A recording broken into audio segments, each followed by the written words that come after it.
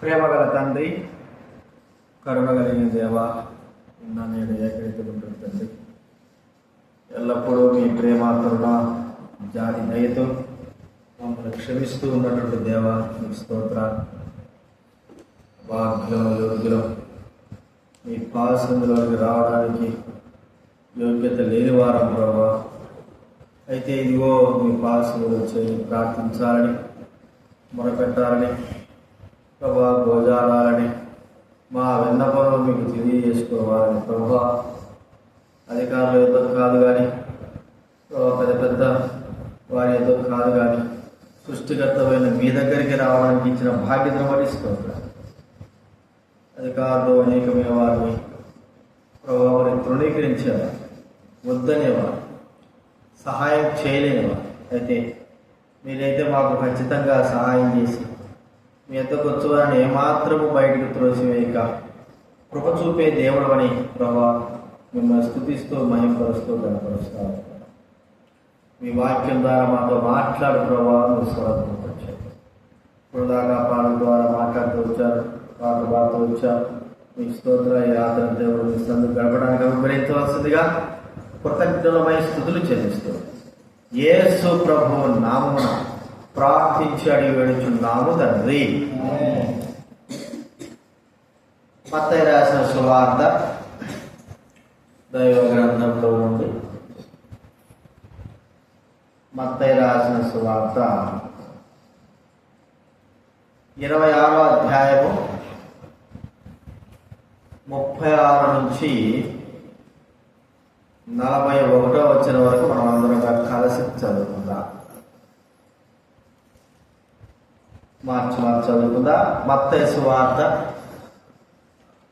26వ అధ్యాయం నుండి 26వ అధ్యాయం 36 నుండి 41 వరకు అందరం కూడా మార్చి నేను ఒక వచ్చిన మీరు ఒక.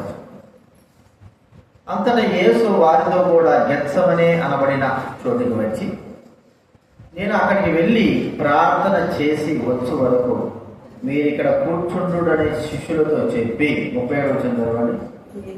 పేతురును జబదేయి ఇద్దరు కుమారులు పోయి దుఃఖపడటంలో చింతాక్రాంతుడవడం మొదలుపెట్టారు. అప్పుడు యేసు మరణమవునంతగా నా ప్రాణం బహు దుఃఖంలో మునిగి ఉన్నది. మీరు ఇక్కడ నిలిచి నాతో కూడా మెలకువగా అన్నుడని వారితో చెప్పి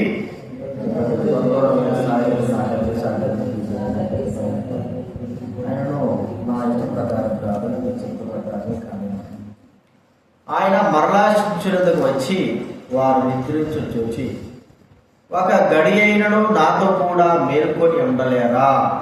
41వ మీరు శోధనలో ప్రవేశించబోతున్నట్లు మెలకుగా నుండి ప్రార్థించండి. ఆత్మసిద్ధమే కానీ శరీరం బలహీనమని పేతురుతో చెప్పాను. యేసుక్రీస్తు వారి యొక్క చివరి దినాలకి ఆయన వచ్చినప్పుడు గెత్సెమనే తోటలో పలుమార్లు ఆయన వెళ్ళి అక్కడ ప్రార్థన చేసేటువంటి అనుభవం అలవాటు కలిగిన వారుగా ఉంటున్నారు.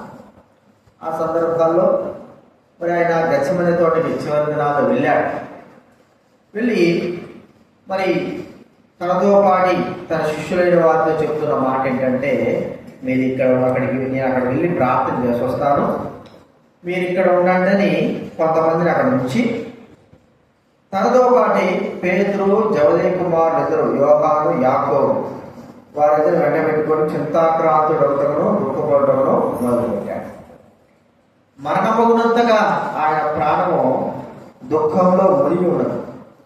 కాబట్టి ఆ ప్రభువైన యేసుక్రీస్తు కొంత దూరం వెళ్ళి సాగిలపడి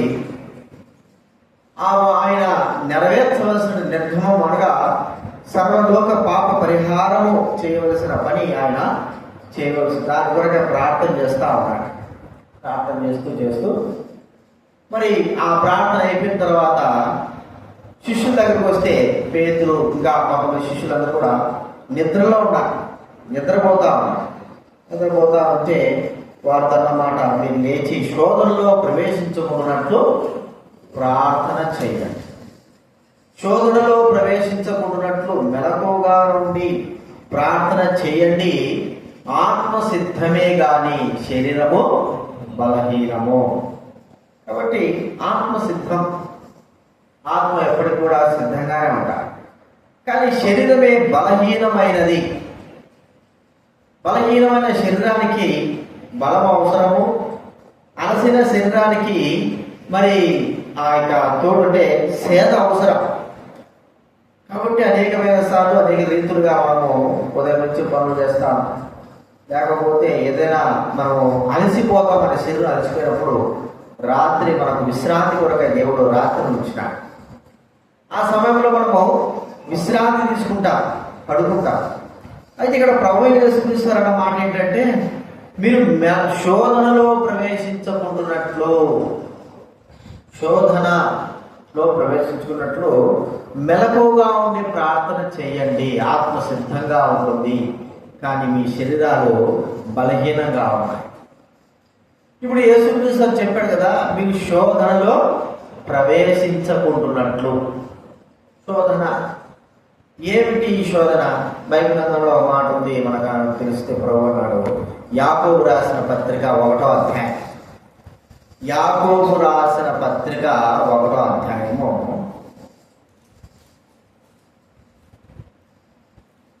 12వ వచనం. 1వ అధ్యాయము 12వ వచనం. యాకోబు రాసిన పత్రిక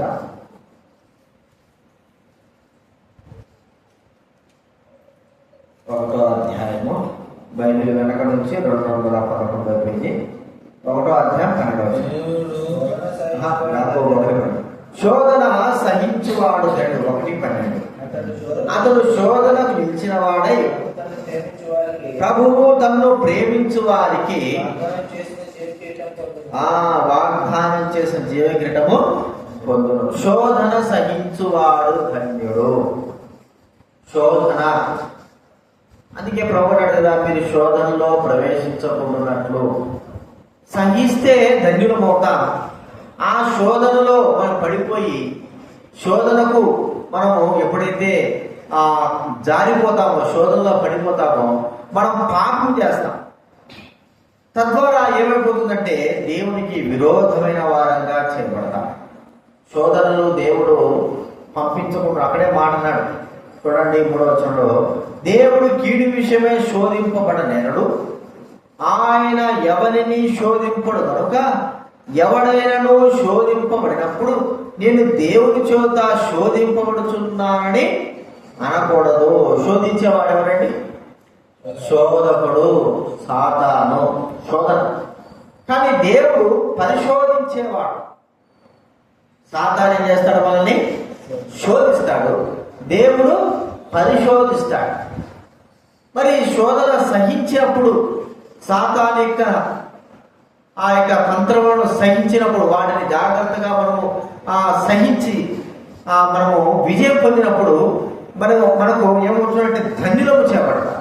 లేకపోతే శోధనలో ప్రవేశించితే మనం ఎంతో నష్టపరచబడవలసిన వారంగా ఉంటున్నాం. దైవ గ్రంథంలో మరి ఇక్కడ ప్రభువు చూస్తుంటున్నాడు, శోధనను సహించేటువంటి వ్యక్తి.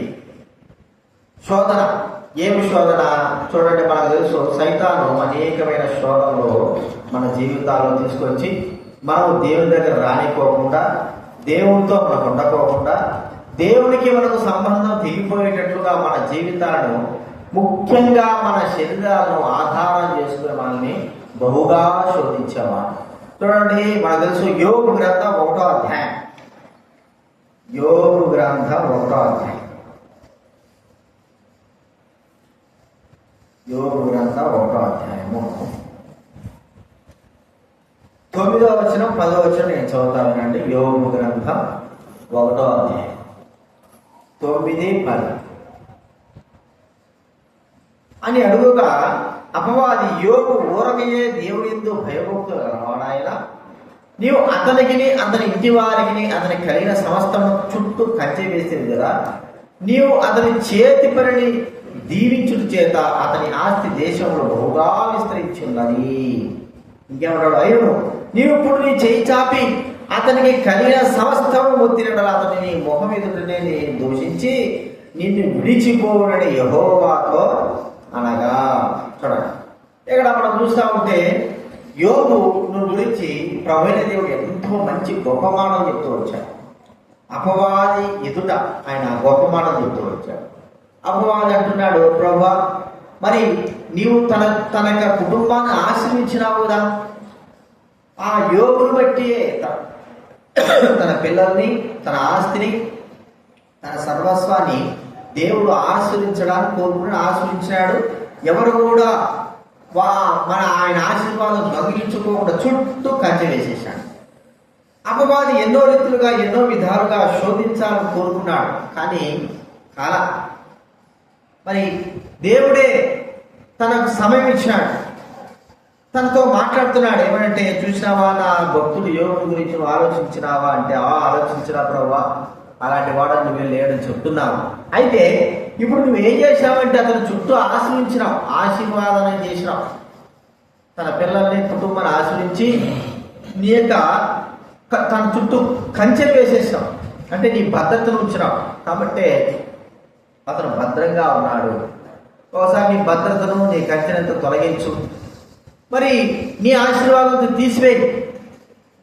ఆ వ్యక్తి నిన్ను దూషిస్తాడు చూడు ప్రభు అన్నప్పుడు ప్రియమైన వారి ఇక్కడ మనం చూస్తామంటే యోబు అపవాదికి అధికారం ఇచ్చేసాడు. ప్రభు నీ ఇష్టం వచ్చిన చేయి, అయితే తన ప్రాణాన్ని మాత్రం ఏమాత్రమో తాకద్దు, అతని ఇష్టం వచ్చిన చేయడానికి అనుమతించాడు. ప్రియమైన వారి మరి యోబు విషయంలో గమనిస్తా ఉంటే ఎలాంటి శోధనతో తాను ఉన్నాడంటే, తన యొక్క సంపూర్ణమైన ఆస్తి అంతా కూడా కోల్పోయిన వ్యక్తిగా చూస్తూ ఉంటున్నాను. అంత మాత్రమే కాదు, ఇక్కడ మనం చూస్తూ ఉంటే తన యొక్క 10 మంది బిడ్డలు ఒకే దినాన, ఒకే రోజు, ఒకే సమయాన వారందరూ కూడా ఇల్లు కూలి చనిపోవడం మనం చూస్తూ ఉంటాం. ఎంత పెద్ద శోధన అనేది మనం చూస్తూ ఉంటే, ఎంతో పెద్ద శోధన. ఇలాంటి యొక్క శోధనను మరి సాటి మానవులైన వారు ఎవరైనా సరే, లోకస్తులైన వారు ఎవరైనా సరే అనుభవించినప్పుడు వెంటనే వారు చేసేటువంటి పని ఏంటంటే, మొట్టమొదటిగా ఇంత పెద్ద శోధన అనుగ్రహించిన దేవుని ఏం చేస్తారో దూషిస్తారు. దేవుడు దూషించేస్తారు. అనగా మరి ఈ శోధన దేవుడు నాకు అనుగ్రహించినాడని చెప్పుకోలేదు. ఈ శోధనకు నేను యోగ్యుని కాను కదా, లేదా ఈ శోధన నాకు అనుగ్రహించడానికి నేను ఎంతటి వాడను అని వారు అనుకోరు. వెంటనే దేవుడిని దూషించేస్తారు, దేవుడు దూషిస్తాడు.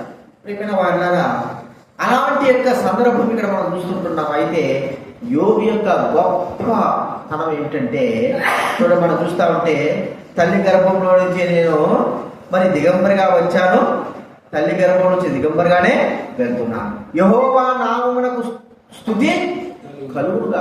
దేవుని స్తుతించేటువంటి అనుభవం శోధనలో, కష్టాలలో, బాధలలో దేవుని స్తుతించేటువంటి అనుభవంలోకి మనం రావాలన్నదే మన దేవుని యొక్క కోరిక.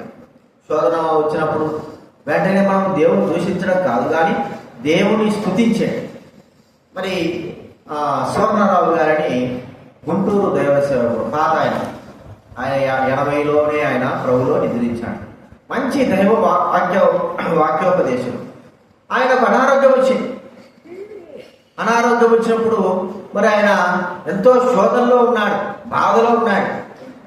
హాస్పిటల్కి వెళ్తా ఉన్నారు, రాయవేలూరు మెడ్రాస్ హాస్పిటల్కి వెళ్తా ఉంటే మరి మార్గ మధ్యలో ఒంగోలు దగ్గర దరిదాపుల దగ్గరికి వచ్చే అక్కడ ఆయనకు ఎంతో వేదన, అంటే ఆయన వేదన వెళ్తున్నాడు, ఎంతో వేదనతో మరి బాధపడుతున్నాడు. ఆ బాధలో ఆయన తట్టుకోలేకుంటే దేవుడు స్తుతించాలనే తలంపు తనకు కలిగి ఆ వేదనను లేచి ఆయన మన శైలిని చెప్తున్నాయి అట్లాగే లేచి హార్మోని తీసుకున్న పాట పాడాడు. మన పాట బుక్కులో యెహోవా గురించి, యెహోవా గొప్ప కార్యములు చేసిన పాట ఆయన రాశాడు. యెహోవా గొప్ప కార్యములు చేసినాడు. మరి ఆ సమయంలో, ఆ సందర్భంలో దేవుడు స్తుతించాలని ఆ ఆలోచన ఎలాగ వచ్చింది?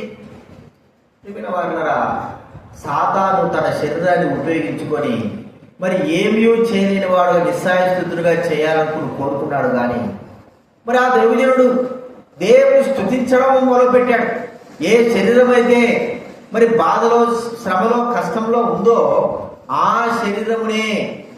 శరీరంతోనే ప్రభువును స్తుతించడం. ఎందుకంటే ఆత్మ సిద్ధంగా ఉంది, శరీరము బలహీనమైనది. ఇప్పుడు ఆత్మ సిద్ధమైనటువంటి ఆత్మతో తన శరీరమును బలపరుచుకొని దేవుని స్తుతించగలుగుతూ వచ్చాడు. అందుకే యోబు గురించి మనం చూస్తూ ఉంటే, యోబు సమస్తాన్ని కోల్పోయి చాలా శ్రమలో ఉన్నప్పుడు, వేదనలో ఉన్నప్పుడు దేవుని స్తుతించడం అనేది మనం చూస్తూ ఉంటాం. దేవుని కనపడతాడు.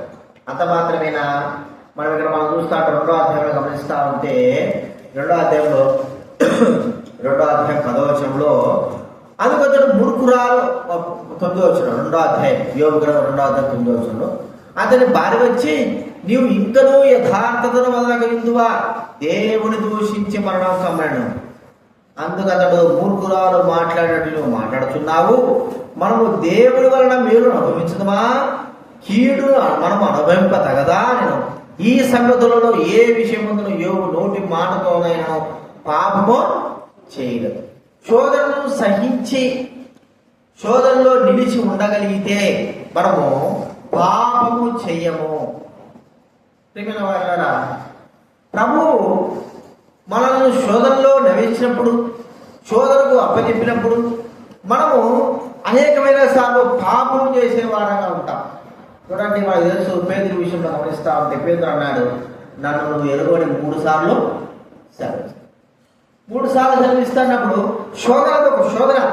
ప్రభుత్వం, నేను నీతో చచ్చిపోయినా కానీ చచ్చిపోతా కానీ నేను ఆమె జరగడం పరవాలి. మరి ఆ యొక్క చెరసాల దగ్గరికి వచ్చినప్పుడు ఒక చిన్న అమ్మాయి, ఒక సైనికుడు, చిన్న అమ్మాయి, నువ్వు పేదడు, మరి ప్రభుతో పాటు ఉన్నావు కదా అన్నప్పుడు ఒక చిన్న శోధన సహించలేకపోయినాడు. ఏమన్నాడు? యేసుప్రభువు నాకు. ఇప్పుడు తాను ఏం చేసినట్టు? శోధన సహించలేకపోవడం ద్వారా ఏమైపోయిందంటే పాపం ఎంత పాపం అంటే, యేసుప్రభువు ఎవరో నాకు తెలియదనేటువంటి పాపం చేసుకొచ్చాడు. ప్రియమైన వారలారా, శోధన ద్వారా పాపములో మనం పడిపోవడము ఖాయము. శోధనను సహించి ఆ శోధనలో నిలబడి శోధనలో మరి ప్రభువును స్తుతించి గణపరిచి మహింపరచగలిగితే ప్రభు నామమునకు మహిమ కలుగుతుంది, ప్రభు నామమునకు ఘనత కలుగుతుంది. అందుకే అన్నాడు, మీరు శోధనలో ప్రవేశించుకున్నట్లు మెలకుగా నుండి ప్రార్థన చేయండి. ఈ దినాల్లో మరి ఎలాంటి యొక్క శోధనలు ఉంటున్నాయంటే, ఎలాంటి యొక్క పరిస్థితులు ఉన్నాయంటే, మనము ఎందుకు ఈ శోధనలు సహించలేక పాపములు పడుతున్నామంటే, ఎందుకు ఈ శోధనలు సహించలేక దేవునికి దూరం అయిపోతున్నామంటే, ప్రార్థన చేయలేకపోవడం ద్వారా. ఈ శోధన సహించలేకపోవడం ఒకటి, మనము దేవునికి దూరం అయిపోవడం ఒకటి, పాపం చేయడం ఒకటి, ఇవన్నీ కూడా మనము దేవునికి దూరం అయిపోయేటువంటి పరిస్థితులు ఏర్పడతా ఉంటున్నాయి. కాబట్టి ప్రియమైన వారలారా, మనం జ్ఞాపకం చేసుకున్నాం. యేసు ప్రభువు అన్నాడు, ఆయన అంత పరిస్థితుల్లో ప్రార్థన చేస్తూ ఉన్నాడంటే, మీరు శోధనలో ప్రవేశించకుండా ఉండాలంటే మెలకుగా ఉండి ప్రార్థన చేయండి. మెలకుగా ఉండి ప్రార్థన చేయండి. చివరి వరకు కూడా అపవాది యేసుక్రీస్తు వారిని శోధిస్తూనే వచ్చాడు. బహిరంగంగా ఒకసారి శోధిస్తూ వచ్చాడు. అందుకే మనం తెలుసు కదా, యేసు ప్రభువు వారు ప్రార్థన చేసిన తర్వాత అపవాది తాను ఏం చేశాను? కొండపైన ఆయన్ను శోధిస్తూ వచ్చాడు. ఎక్కడ కూడా యేసుక్రీస్తు వారు అపవాది మాట వినలేదు, ఆ శోధనలో పడి పాపం చేయలేదు.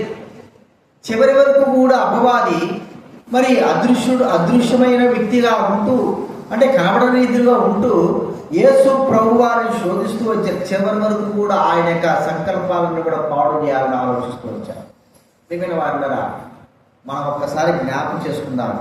శోధన అనేటువంటి విషయంలో మనం పడిపోయినప్పుడు ప్రార్థన తప్ప మనల్ని ఏది కూడా రక్షించలేదు.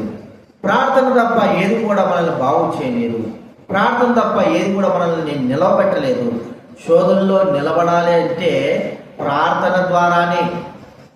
ఈ దినాల్లో మనము పడిపోతున్నాము, జారిపోతుంటున్నాము.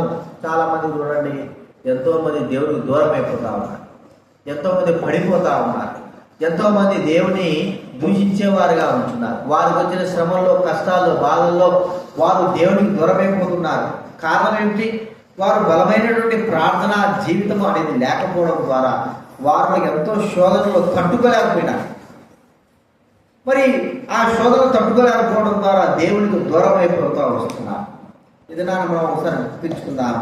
శోధన, ఇది నా వరకు మనం బతుకున్నామంటే, ఇది నా వరకు ప్రభు సందులో ఉన్నామంటే, ఇది నా వరకు ప్రభుతో పాటు ఉన్నామంటే, ఇది నా వరకు దేవుడి సందులో ప్రార్థించే వారంగా ఉన్నామంటే మనకు వచ్చినటువంటి శోధనలో దేవుడు మనకు సహాయం చేస్తున్నాడు.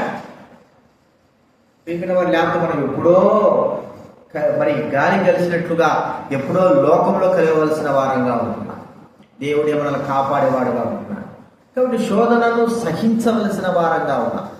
శోధనను సహించడానికి గల కారణం ఏంటంటే మనకు ప్రార్థన.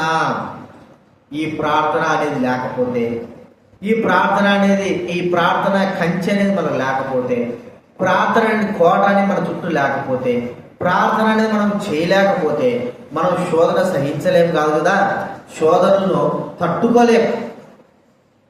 ఇక శోధన తట్టుకోలేకపోతే చివరిగా మనం ఏమైపోతామంటే దేవుణ్ణి దూషించే వారంగా అవుతాం. ప్రియమైన వారంగా అలాంటి స్థితి మనకు ఉండకూడదు. అందుకే యేసుప్రభువు అన్నాడు, మీరు మెలకుగా నుండి ప్రార్థన చేయండి. మెలకుగా ఉండి మనము మెలకుగా ఉండి దేని కొరకే ప్రార్థన. మొట్టమొదటగా మనము స్థిరపడవాలి, మనము స్థిరపరచబడాలా, శోధనను సహించే వారంగా ఉండాలా, స్థిరమైన వారంగా ఉండాలా. అలాగా మనము మన కొరకే చేసే ప్రార్థనది శోధనను సహించి స్థిరపరచబడి మనము స్థిరంగా ఉండే వారంగా ఉండునట్లుగా మనం ప్రార్థన చేద్దాం. రెండోది మనం ఏం చేయాలంటే ప్రార్థన స్థిరపడి. చాలా మంది అస్థిరంగా ఉంటున్నారు, చాలా మంది దేవుని దూరం అవుతున్నారు, పడిపోతున్నారు.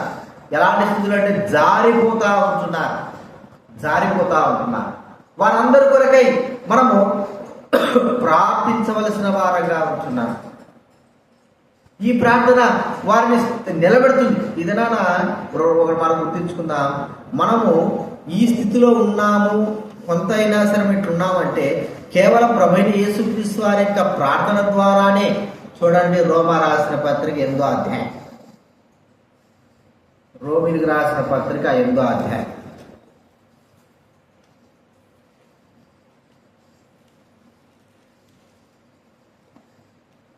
27వ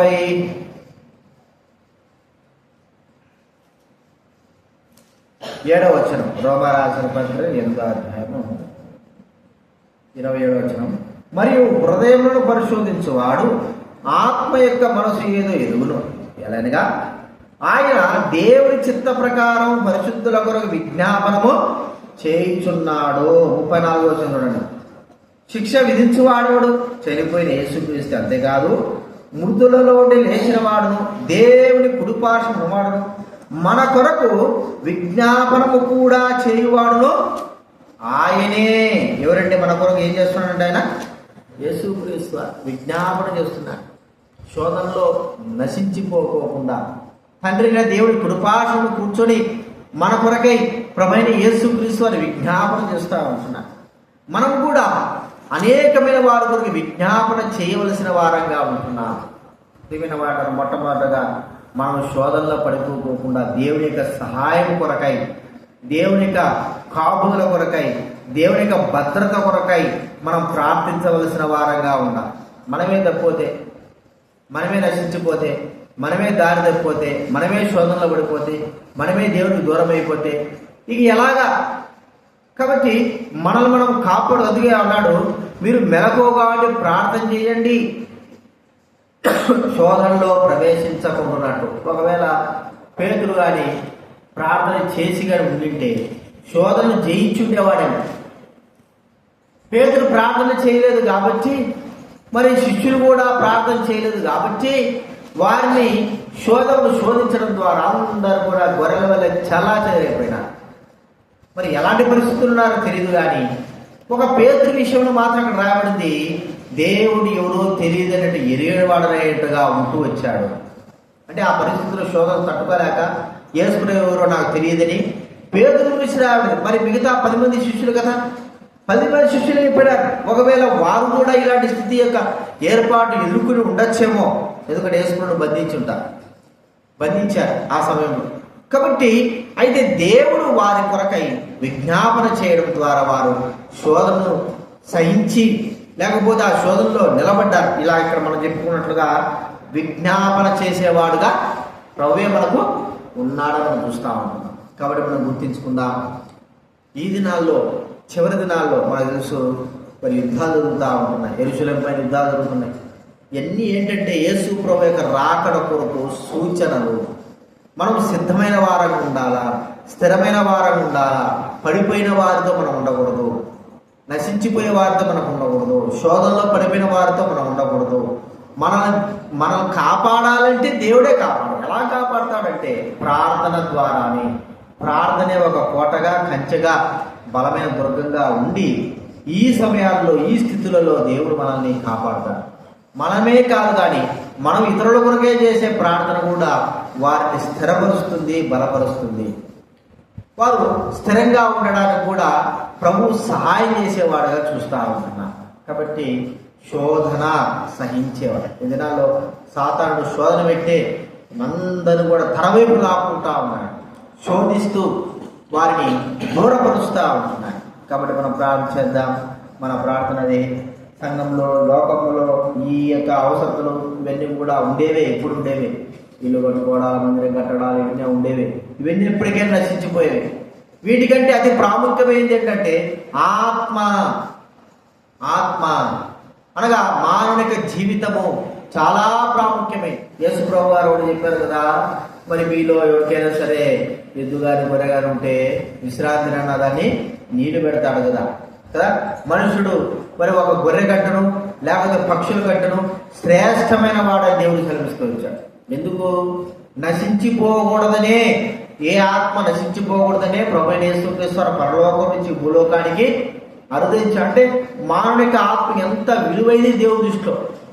కాబట్టి మనము ప్రార్థన చేసుకుంటున్నాము, లోకంలో నశించిపోయే వాటి కొరకు ప్రార్థిస్తున్నాయి, ప్రార్థన చేయొద్దని కాదు, కానీ వాటికంటే అత్యున్నతంగా మనం ఇవ్వాల్సిన విలువైనది ఏంటంటే ఆత్మ కొరకైన ప్రార్థన, ఆత్మల కొరకైన విజ్ఞాపన.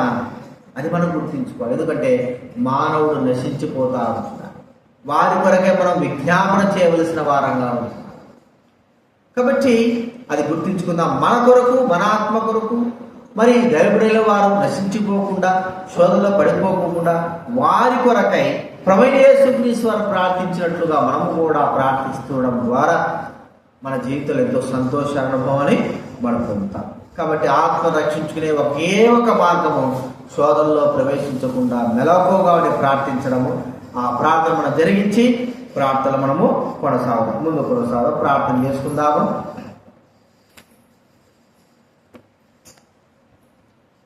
దయచేసి మరి ప్రార్థన మనం గుర్తించుకోనండి. ఆదివారం, వచ్చే ఆదివారం గడి పెద్దాపూర్లో కంబైన్డ్ యూత్ మీటింగ్ ఉంటుంది. దాని కొరకు మనం ప్రార్థన చేద్దాం. అనేక విలువ తీసుకురావట్లు, వాతావరణం దేవుడు స్వాధీనించుకున్నట్టు ప్రార్థన చేద్దాం. ఆ తర్వాత మరి ఆగస్టులో 11వ తేదీ 2వ ఆదివారం మనకి ఇక్కడ ప్రభు చిత్తానుసారంగా మనం కలిగి ఉండాలని కోరుకుంటున్నాం. ఆ దినాల్లో వర్షాభావం లేకోకుండా ప్రభు సహాయం చేయనట్లు, మరి దాని కొరకై మనం కూడా ఇక్కడ ఉంటున్నట్లు ప్రభు చిత్తమైతే డిసెంబర్ ఫస్ట్ మొదటి రోజు ఆ దినాలు కూడా మనం కలిగి ఉండడానికి కూడా ఈ కంబైన్డ్ మీటింగ్ ప్రారంభం చేద్దాం. ఇప్పుడు కూడా ప్రారంభం చేద్దాం. సంఘంలో కూడా ప్రజలైన వారు రావడం లేదు. ప్రజలు మనుషుల వైపు చూసి అపవాది వారిని శోధనలో పడేస్తా ఉన్నారు. కాబట్టి ప్రజలు దేవుడికి దూరం అయిపోతా ఉన్నారు. వారందరూ కూడా ప్రభు సమకూర్చున్నట్లు, మరి అభ్యంతరముల వల్ల లోకానికి శ్రమ అన్నాడు. ఏ మనుషులు కూడా సాటి వ్యక్తికి అభ్యంతరం లేకపోకుండా ప్రభువు దగ్గరికి వచ్చేటట్లుగా వారిని ప్రేరేపించినట్లు కూడా మనం ప్రార్థన చేద్దాం. ఆత్మ రక్షణ కొరకు మరి దేవుడి కార్యాలు ఈ సంవత్సరం జరుగుతున్నట్లు కూడా మన యొక్క వాగ్దానం కూడా జ్ఞానం చేసుకుంటున్నాం.